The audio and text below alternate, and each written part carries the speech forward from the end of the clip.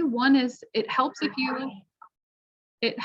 you turn off your camera. That helps keep the good connection. Otherwise, it slows it down. Also, make sure to mute your microphone to prevent echoes or sound disruptions while we're reading the story and talking. At the end, we will have a breakout session, so you will get time to talk to other people, but it'll just be at the end.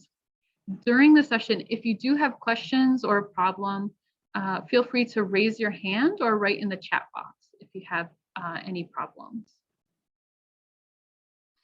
For our community rules, when we're doing the discussion activities or the breakout sessions at the end, we ask everybody to be kind, keep the discussion friendly. If there's any harassment or inappropriate behavior, let us know so that we can prevent that person from joining again. Make sure to participate. I know it can be a little bit scary to chat, especially with strangers by Zoom, but feel free to be a leader and lead the chat. Share your ideas. Make sure to share the floor so that other people can chat. If everybody's quiet in your group, you can ask somebody directly, like Ben 10, what's your opinion on this? Make sure to use English whenever possible. And then lastly, just have fun. We're just gonna try to enjoy the book and enjoy each other's company and chat. All right, so let's get started. The book that we're reading today is called The City of Ember. If you look at the picture, it looks kind of dark and bleak, right? So this is the book's description. The City of Ember was built as a last refuge for the human race. 241 years later, the great lamps that light the city are beginning to dim. When Lena finds part of an ancient message, she's sure it holds the secret that will save the city. Now she and her friend Dune must race to figure out the clues to keep the lights on. If they succeed, they will have to convince everyone to follow them into danger. But if they fail, the lights will burn out and the darkness will close in forever. So based on the picture and that description, feel free to chat in the chat box. How many people would want to live in the City of Ember? Does it look like a fun city? So let me know your opinion in the chat box. So, for me personally, it doesn't look like a fun place to live, right? So we're going to cover the vocabulary for instructions. Instructions is pretty short, so there's not too many vocabulary words. The first word is builder. It's a person who builds or repairs things. Instructions, a statement that explains how to do something. Mayor, the person who is elected to lead the city government or town government. So it's kind of like president, except president runs the whole country. A mayor just runs the city. Lock, it's a device or thing that keeps something from being opened, usually a door, a window, or a box. Locked is the adjective to describe when the lock on a door, window, or box is fastened, closed, and the door, window, or box can't be opened. So see if you can guess in the chat box, 1, 2, 3, and 4, what words are those?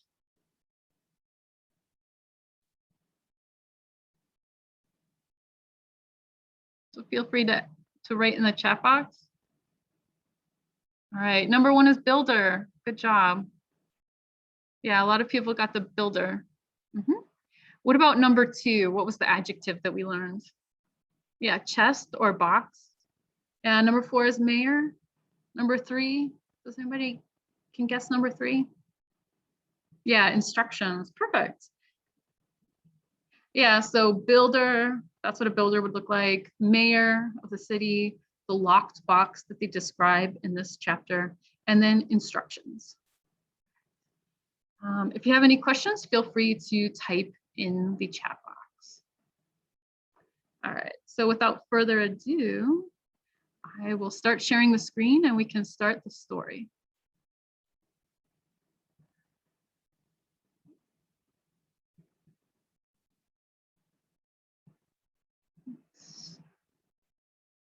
I'll go full screen so you can follow along a little bit more easily. All right, the instructions. When the city of Ember was just built and not yet inhabited, the chief builder and the assistant builder, both of them weary, sat down to speak of the future. They must not leave the city for at least 200 years, said the chief builder, or perhaps 220. Is that long enough? Asked the assistant. It should be. We can't know for sure. And when the time comes, said the assistant, how will they know what to do? We'll provide them with instructions, of course, the chief builder replied. But who will keep the instructions? Who can we trust to keep them safe and secret all that time? The mayor of the city will keep the instructions, said the chief builder. We'll put them in a box with a timed lock set to open on the proper date. And we will tell the mayor what's in the box? Asked the assistant. No, just that it's information they won't need and must not see until the box opens of its own accord. So the first mayor will pass the box to the next mayor, and that one to the next, and so on down through the years, all of them keeping it secret all that time. What else can we do? Asked the chief builder. Nothing about this endeavor is certain. There may be no one left in the city by then, or no safe place for them to come back to. So the first mayor of Ember was given the box, told to guard it carefully, and solemnly sworn to secrecy. When she grew old and her time as mayor was up, she explained about the box to her successor, who also kept the secret carefully and did the next mayor. Things went as planned for many years, but the seventh mayor of Ember was less honorable than the ones who had come before him, and more desperate. He was ill. He had the coughing sickness that was common in the city then, and he thought the box might hold a secret that would save his life. He took it from the hiding place in the basement of the gathering hall and brought it home with him, where he attacked it with a hammer. But his strength was failing by then, and all he managed to do was dent the lid a little. And before he could return the box to its official hiding place or tell his successor about it, he died. The box ended up at the back of a closet, shoved behind some old bags and bundles, and there it sat unnoticed year after year until its time arrived and the lock quietly opened.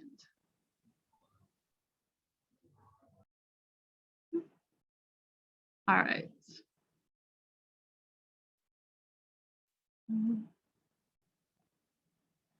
Okay, so we'll do a comprehension check to see if everybody understood what was going on. Yeah.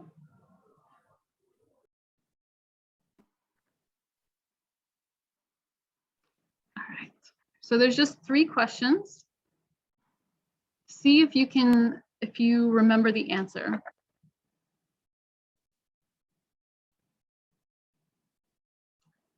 So the first question is, the builders said that people had to live in the city of Ember for how long? Who was supposed to keep the instructions? And then what happened to the box?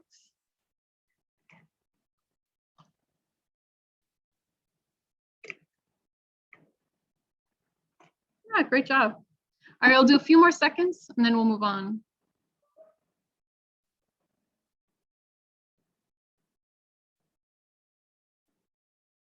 All right. So it looks like most of you got it. The builders said that everybody had to stay in Ember for 220 years. Remember that number. Who was supposed to keep the instructions safe? The mayor of the city.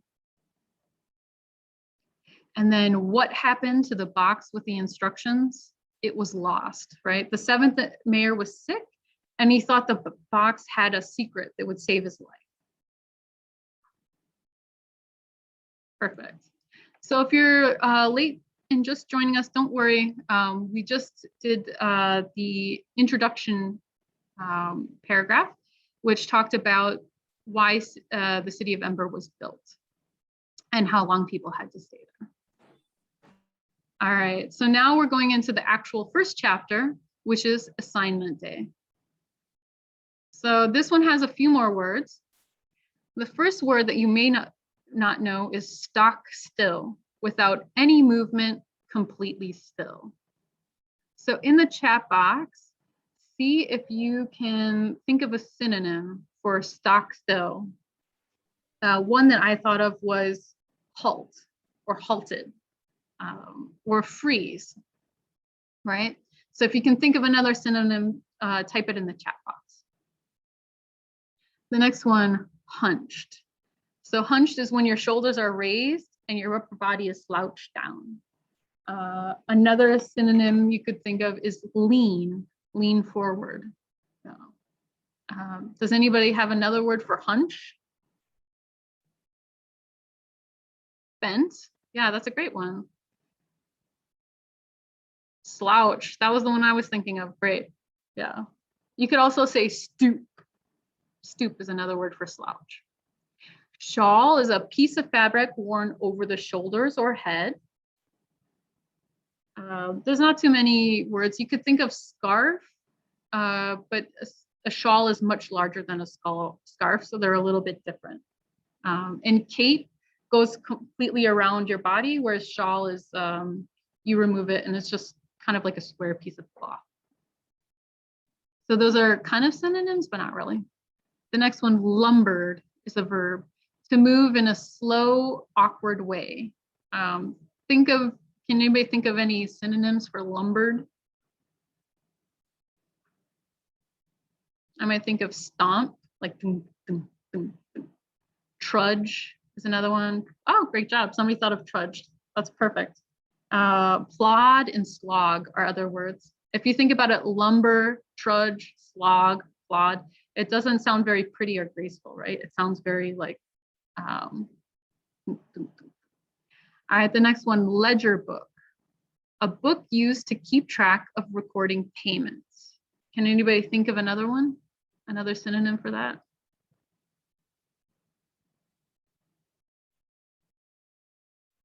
You might think record book or account book, something like that. The next one, strayed. To move aimlessly from a path or position. So think if you can think of any synonyms for stray. One common use for stray as an adjective is for a stray cat or a stray dog. They're a cat or dog that lives without an owner. They just live on the street. They don't have an owner, right? So you can kind of think of stray as like off the path. Another synonym for stray could be departed, wander, divert.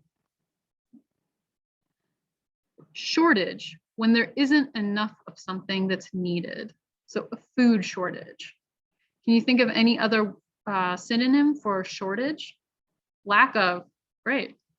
Lack is a good one, that's popular. You could also think scarcity. Oh yeah, beat me to the punch. Deficit or shortfall. And dearth of, yeah, these are great words.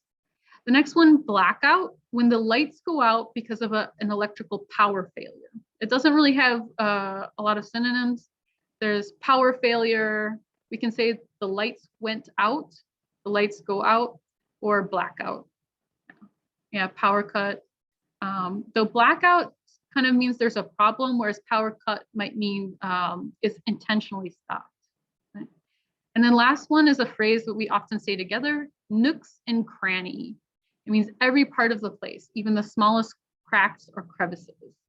So those are kind of some of the synonyms already: crack, crevice, cubby hole, corner, hole, crevice, gap. So now see if you can guess the words. Some of them I didn't talk about. There's one that I didn't talk about, but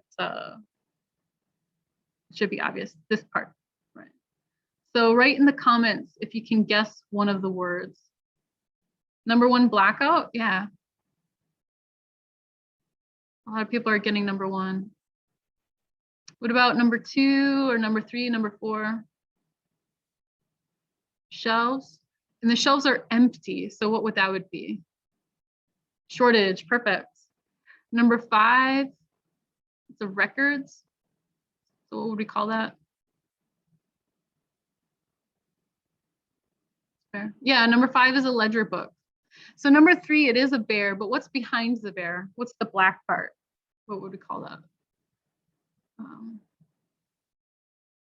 Number 3 is actually shadow. Sorry, I didn't say that word, but it is in the book, yeah. But look at number 7 for those of you. Number 4 is sad person. Could be. Yeah, number 7 is strayed. Number 6 is shawl. Number 4 would be hunch. They're hunching forward, right? And then 8 is like the phrase that we said at the end.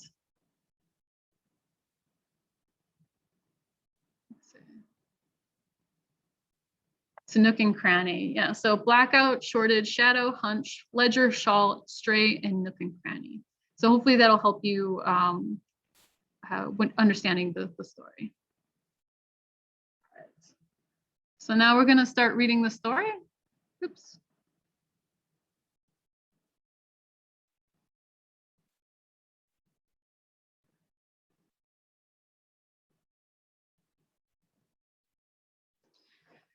All right, chapter 1, assignment day.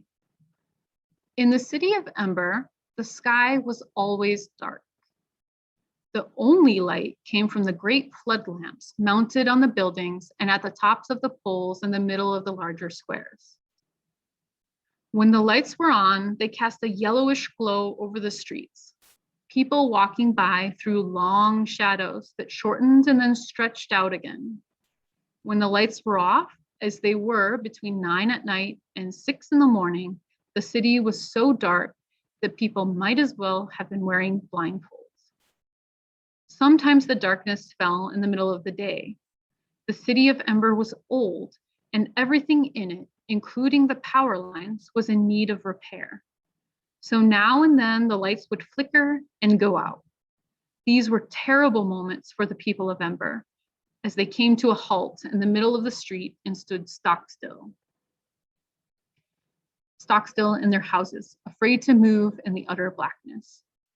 They were reminded of something they preferred not to think about, that someday the lights of the city may go out and never come back on. But most of the time, life proceeded as it always had. Grown people did their work, and younger people, until they reached the age of 12, went to school. On the last day of their final year, which was called assignment day, they were given jobs to do. The graduating students occupied room 8 of the Ember School. On assignment day of the year 241, this classroom, usually noisy first thing in the morning, was completely silent. All 24 students sat upright and still at their desks. They had grown too big for. They were waiting. The desks were arranged in 4 rows of 6, one behind the other. In the last row sat a slender girl named Lena Mayfleet. She was winding a strand of her long hair around her finger, winding and unwinding it again and again. Sometimes she plucked at a thread on her ragged cape or bent over to pull on her socks, which were so loose and tended to slide down around her ankles. One of her feet tapped the floor softly. In the second row, there was a boy named Dune Harrow. He sat with his shoulders hunched, his eyes squeezed shut in concentration, and his hands clasped tightly together. His hair looked rumpled, as if he hadn't combed it for a while. He had dark, thick eyebrows, which made him look serious at the best of times, and when he was anxious or angry, came together to form a straight line across his forehead. His brown corduroy jacket was so old that the ridges had flattened out. Both the girl and the boy were making urgent wishes. Dune's wish was very specific. He repeated it over and over again, his lips moving slightly, as if he could make it come true by saying it 1,000 times. Lena was making her wish in pictures rather than in words. In her mind's eye, she saw herself running through the streets of the city in a red jacket. She made the picture as bright and as real as she could. Lena looked up and gazed around the schoolroom. She said a silent goodbye to everything that had been familiar for so long. Goodbye to the map of the City of Ember in its scarred wooden frame and the cabinet whose shelves held the book of numbers, the book of letters, and the book of the City of Ember. Goodbye to the cabinet drawers labeled new paper and old paper. Goodbye to the 3 electric lights on the ceiling that seemed to always, no matter where you sat, to cast the shadow of your head over the page you were writing on. And goodbye to the teacher, Miss Thorne, who had finished her last day of school speech, wishing them luck in the lives they were about to begin. Now, having run out of things to say, she was standing at her desk with her frayed shawl clasped around her shoulders, and still the mayor, the guest of honor, had not arrived. Someone's foot scraped back and forth on the floor. Miss Thorne sighed. Then the door rattled open and the mayor walked in. He looked annoyed, as if they were the ones who were late. Welcome, Mayor Cole, said Miss Thorne. She held out her hand. The mayor made his mouth into a smile. Miss Thorne, he said, enfolding her hand. Greetings, another year. The mayor was a vast, heavy man, so big in the middle that his arms looked small and dangling. In one hand, he held a little cloth bag. He lumbered to the front of the room and faced the students. His gray, drooping face appeared to be made of something stiffer than ordinary skin. It rarely moved except for making the smile that was on it now. Young people of the highest class, the mayor began. He stopped and scanned the room for several moments. His eyes seemed to look out from far back inside his head. He nodded slowly. Assignment day now, isn't it? Yes. First we get our education, then we serve our city. Again, his eyes moved back and forth along the rows of students, and again he nodded as if someone had confirmed what he said. He put the little bag on Miss Thorne's desk and rested his hand on it. What will that service be, eh? Perhaps you're wondering. He did his smile again, and his heavy cheeks folded like drapes. Lena's hands were cold. She wrapped her cape around her and pressed her hands between her knees. Please hurry, Mr. Mayor, she said silently. Please just let us choose and get it over with. Dune, in his mind, was saying the same thing, only he didn't say please. Something to remember, the mayor said, holding up one finger. Job you draw today is for 3 years, then evaluation. Are you good at your job? Fine, you may keep it. Are you unsatisfactory? Is there a greater need elsewhere? You will be reassigned. It is extremely important, he said, jabbing his finger at the class, for all work of Ember to be done properly. He picked up the bag and pulled open the drawstring. So let us begin. Simple procedure. Come up one at a time, reach into this bag, take one slip of paper, read it out loud. He smiled and nodded. The flesh under his chin bulged in and out. Who cares to be first? No one moved. Lena stared down at the top of her desk. There was a long silence. Then Lizzie Biscoe, one of Lena's best friends, sprang to her feet. I would like to go first, she said in her breathless high voice. Good, walk forward. Lizzie went to stand before the mayor. Because her hair was orange, she looked like a bright spark next to him. Now choose. The mayor held out the bag with one hand and put the other behind his back, as if to show he would not interfere. Lizzie reached into the bag and withdrew a tightly folded square of paper. She unfolded it carefully.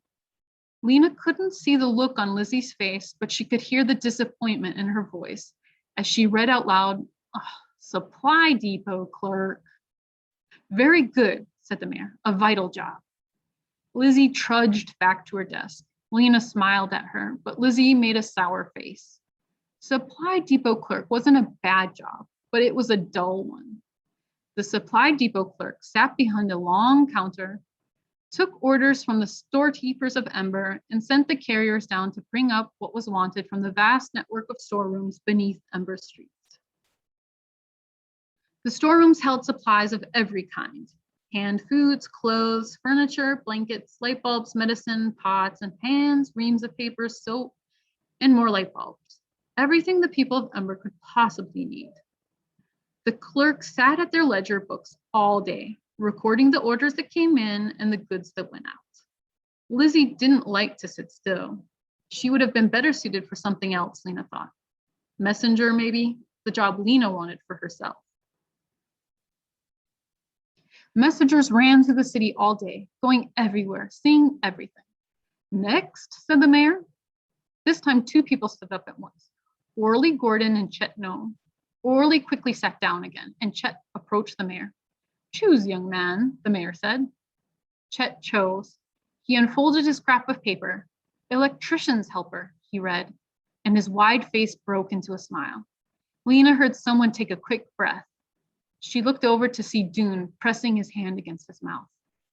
You never knew each year exactly which jobs would be offered.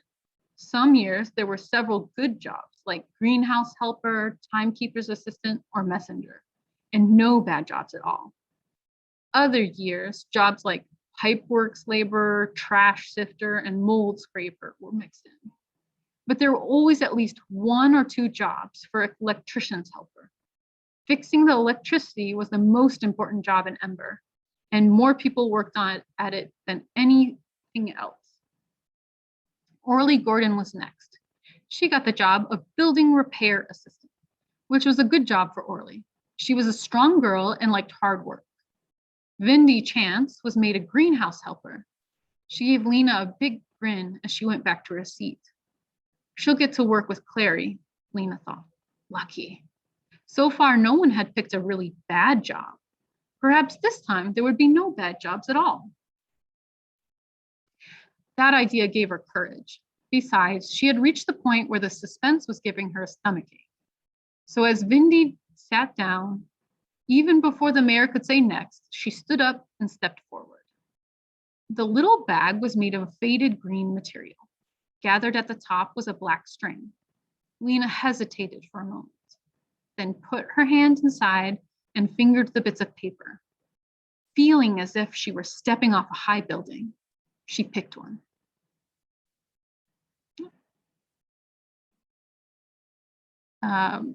She unfolded it. The words were written in black ink in small, careful printing. Pipeworks laborer, she said. She stared at them. Out loud, please, the mayor said. Pipeworks laborer, Lena said in a choked whisper. Louder, said the mayor. Pipeworks laborer, Lena said again, her voice loud and cracked. There was a sigh of sympathy from the class. Keeping her eyes on the floor, Lena went back to her desk and sat down. Pipeworks laborers worked below the storeroom in the deep labyrinth of tunnels that contained Ember's waste, water, and sewer pipes. They spent their days stopping up leaks and recycling pipe joints. It was wet, cold work. It could even be dangerous. A swift underground river ran through the pipeworks, and every now and then someone fell into it and was lost.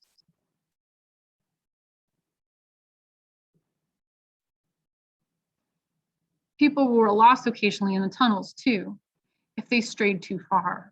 Lena stared miserably down at a letter B someone had scratched into her desk a long time ago. Almost anything would have been better than pipeworks laborer. Greenhouse helper had been her second choice. She imagined with longing the warm air, the earthy smell of the greenhouse, where she could have worked with Clary, the greenhouse manager, someone she had known all her life. She would have been content as doctor's assistant too, binding up cuts and bones. Even street sweeper or cart puller would have been better. At least then she could have stayed above ground with space and people around her. She thought going down as pipeworks must be like buried alive. One by one, the other students chose their jobs. None of them got such a wretched job as hers. Finally, the last person rose from his chair and walked forward. It was Dune. His dark eyebrows were drawn together in a frown of concentration. His hands, Lena saw, were clenched into fists at his side.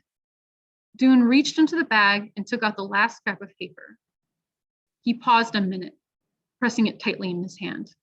Go on, said the mayor. Read. Unfolding the paper, Dune read, Messenger.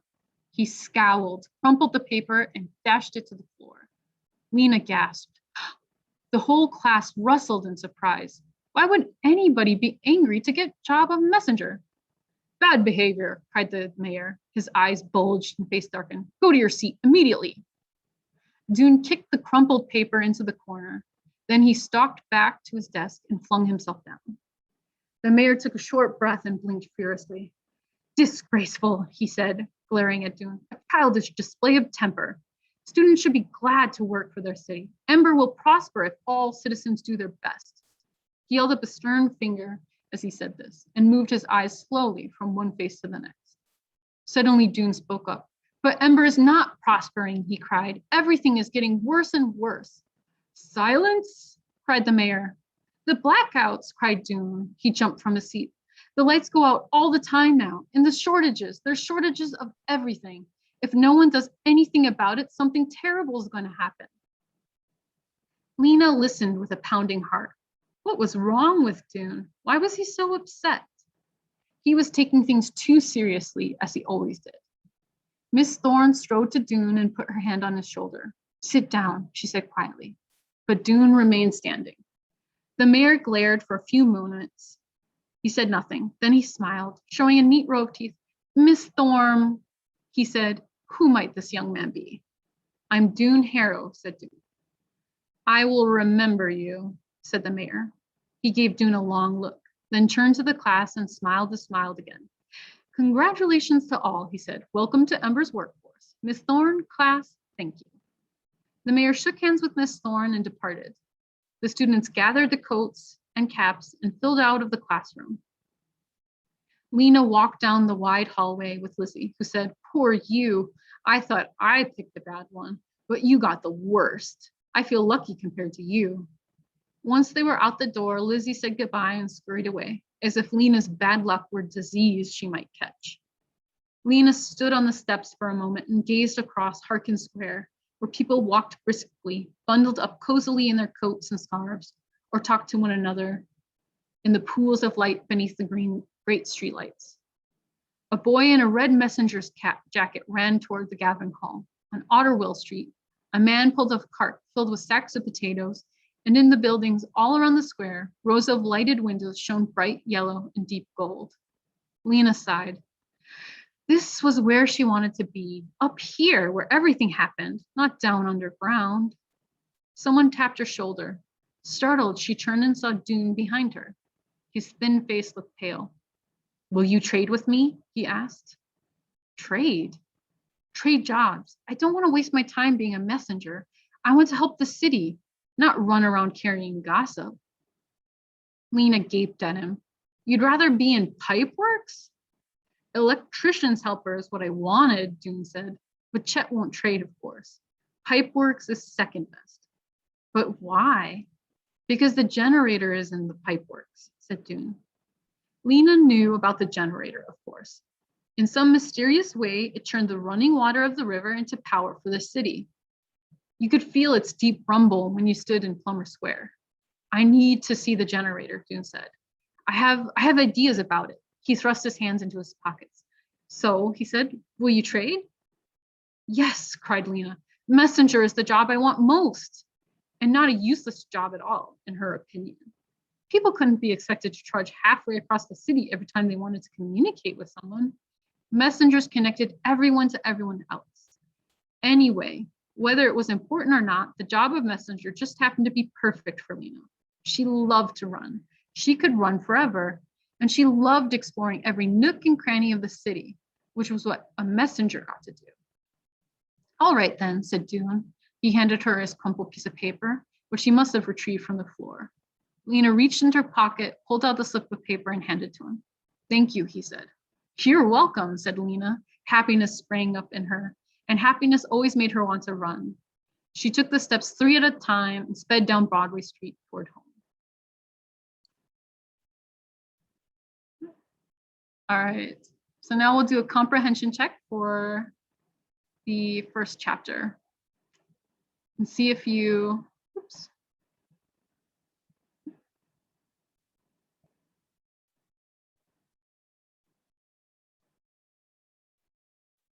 All right.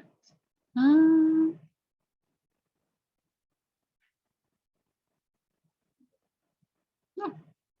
All right, so comprehension check for assignments day.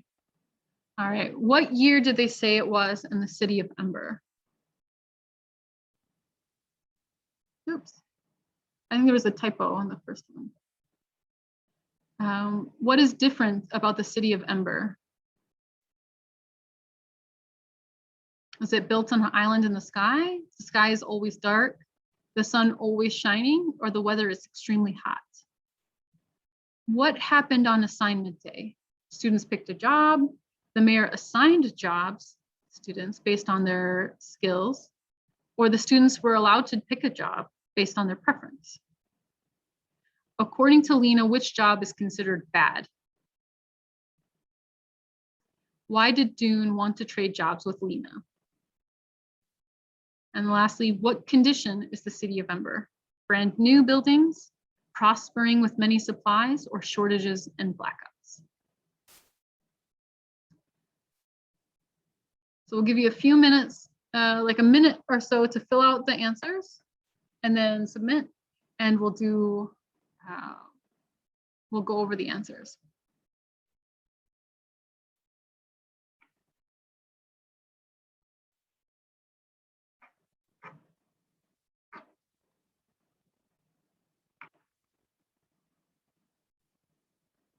A little while longer. Let's see. We'll wait to get to about 50%.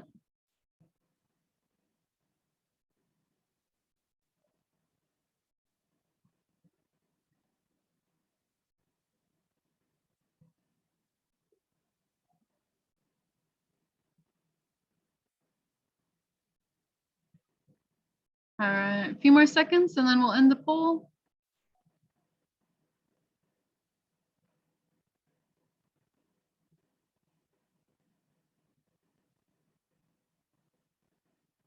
All right. So we'll share the results. So the first question, what year is it? There's actually a typo, sorry. It should be 241, right? So the builders said that everybody had to stay in the city for 220 years. And now it's the year 2041. So about 21 years past when they were supposed to leave. All right, next one. What is different about the City of Ember? What's strange about it? So it's always dark, right? They turn off the lights from 9 p.m. to 6 a.m. And then during the day, the only thing that makes light is the street lamps. There's no sun, right? So what happens on assignment day? The students pick a job from a small bag, the mayor assigns the job, or the students get to choose their job based on their preference. So the answer is number 1. The students pick a job from a small cloth bag, right? They reach in and choose a job at random. The mayor doesn't tell them which job they do, and they don't get to choose which job they do. They just get at random chance whatever they get in the bag. Number 4, according to Lena, which job was considered bad? Greenhouse helper, timekeeper's assistant, messenger, or pipeworks laborer? So if you remember, she got pipeworks laborer and she was really upset. Everybody said that was a bad job. They had sympathy for her. She said it felt like being buried alive because you were underground, and she wants to be above ground, running around, talking to people, having fun. So she was very upset to get pipeworks laborer. Number 5, why did Dune want to trade jobs? Yeah, so he wanted to see the generator because he thinks something is bad is happening in Ember, and he wants to help. He wants to see the generator and figure out what the problem is. And lastly, what does the city sound like? Is it brand new buildings? Are there lots of supplies? Or there's shortages of supplies and there's blackouts, so electricity goes up? And the answer is shortages and blackouts, right? So they were only supposed to stay there for 220 years. It's now 241 years that they've been there. So they're running out of food and supplies, and the electrical lines are too old. So the city's falling apart. All right. So it looks like most people understood the story. Hopefully you enjoyed it. Now we can discuss a little bit. Before we're going to do a poll after this, but I want to go over some of the jobs that were mentioned in chapter 1. So we had greenhouse worker that farms food, pipeworks laborer, which is like a plumber, the timekeeper's assistant who keeps time, electrician's helper who helps keep the electricity running, messenger, that was the one that Lena wanted, supply depot clerk. Remember Lizzie got that job and she was really upset because it's boring. You just mark down orders that came in and supplies that went out. Building repair assistant, so repairing buildings, and then trash sifter. All right, so we'll do a poll.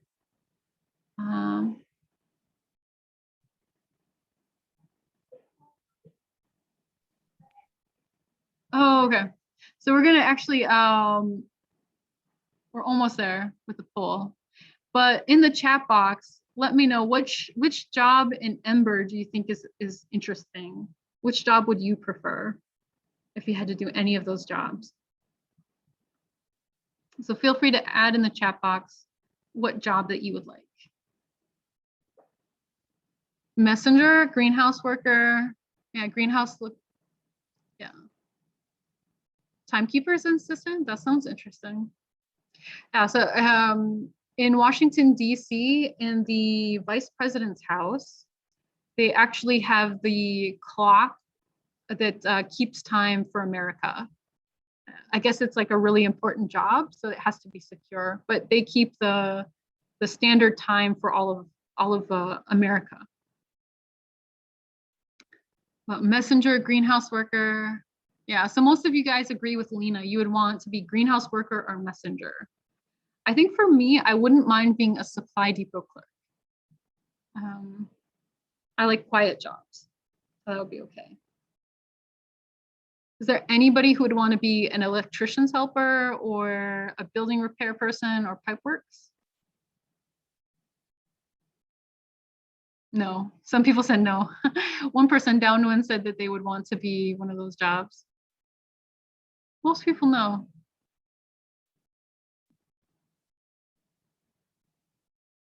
Trash sister was okay, yeah.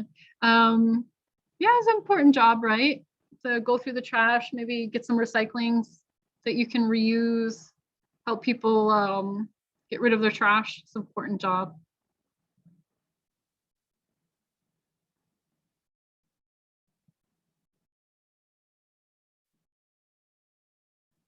What else? So the person that said that the supply depot clerk is okay. Yeah, I agree. I think supply depot would be okay. You would always have access to supplies, right? If you needed it, if there's shortages, you could warn people. All right. So while we wait for the poll, we can go on to some of the questions. So after listening to the story about Ember with all its blackouts and shortages and those jobs that they had, you started working at the age of 12. Do you think you would want to live in the city of Ember? Does it sound like an interesting place? So why or why not would you want to live in Ember? Next one, which job would you want to do? Warehouse, we kind of discussed that now, right? Warehouse, supply depot clerk, greenhouse, is it okay? All right. Is 12-year-old too young to start working? And then what's the best way to choose? So we're gonna do the dream job poll. So first, as a big group, You can put in what kind of job would you want to do? Would you want a creative job where you're an artist, musician, or writer? So this is real life. Yeah. In real life, would you want to be a creative job? Would you want a STEM job, like a doctor, researcher, work in IT or computers? Would you want to work in government? So a diplomat, work as a mayor or president or prime minister? Would you want to do business, be an entrepreneur? Would you want to do service industry? So customer service, hospitality. You could also consider maybe like trash sifter or trash garbage man. Would you want to go into academics, teacher, researcher, or others? And if you chose other, let us know in the comments which one you'd want to be. So some of the comments, I would like to be a CEO. Yeah. CEO would have good pay, but long hours, right? Dao Nguyen wants to be an artist. Yeah. Some people talking about Ember seems like a weird place to be or scary. Yeah.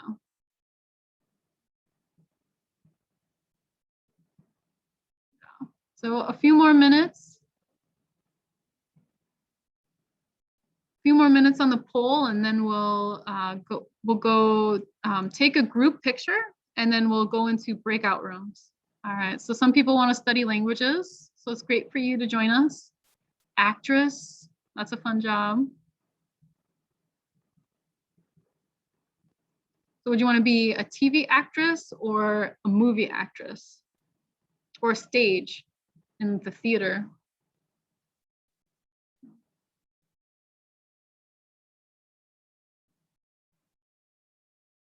All right, a few more seconds to choose what is your dream job? The game developer, movie actress. Yeah, game developer seems fun. I think they have a program coming up about 3D development. What do you call it? Like 3D graphic designer. You might want to look into that. All right, so I'll end the poll and share the results. So it's kind of even. Most popular is business and academic. A few people wanted to go in government. A few people wanted services. Looks like STEM and creative fields were second most popular. All right. So we'll take a group picture and then we'll go into breakout sessions and you guys can discuss the story amongst yourselves. So before we do that, if everybody can turn on your camera real quickly and we'll take a picture. One of my colleagues will take a picture of everybody joining us. All right, we got a lot of kids. We have some adults.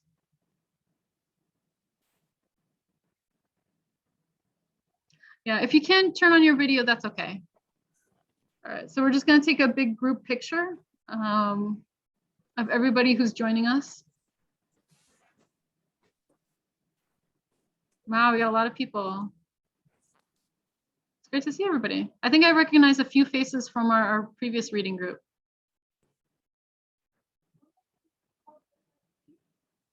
There. Oops.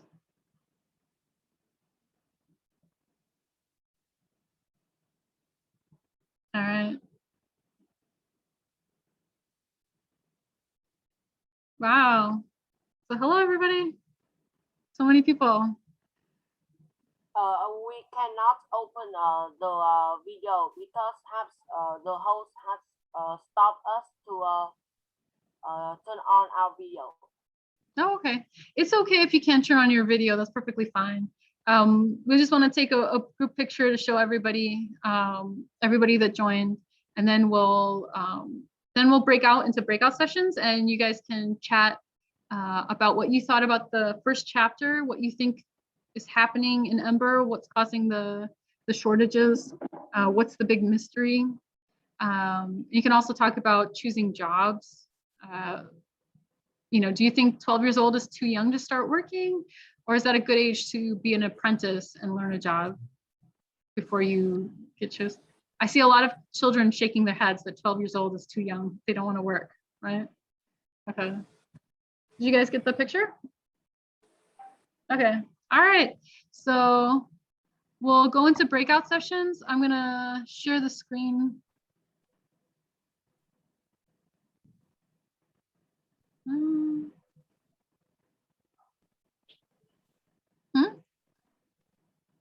All right. So these are the discussion questions. Would you want to live in Ember? Why or why not? Is 12 years old too young to start working? And what do you think is the best way to choose a job?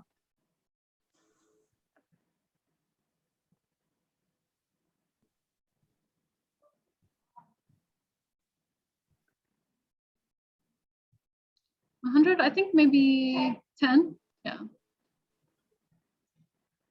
And make sure to, be brave and speak up. If everybody's being really quiet, you can give your opinion. What did you think? All right.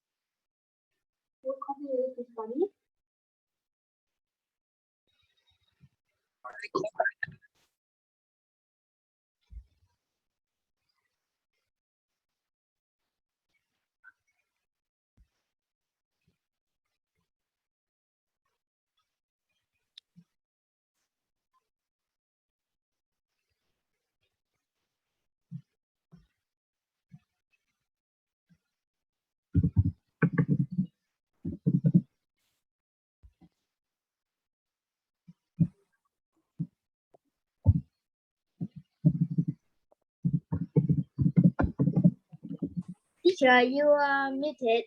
You are muted. Turn on your mic. All right, thank you. All right, so before I said goodbye, I wanted to ask for suggestions. So if you have a suggestion for a program idea that you're really interested in, or if you have a suggestion for how we can better run this group, please let us know. You can reply to the email where we sent the meeting instructions, or you can take down this email address. We'd love to hear back from you. So thank you guys so much for joining. If hopefully I'll see you Monday at 11:15. We'll go through chapter 2. So thank you. Bye. Bye. Bye, Molly. Thank you so much. Bye. Yeah, bye. Yeah. Goodbye. See you next week. Goodbye. Catch you later. Oh. Goodbye, teacher. Video. Goodbye.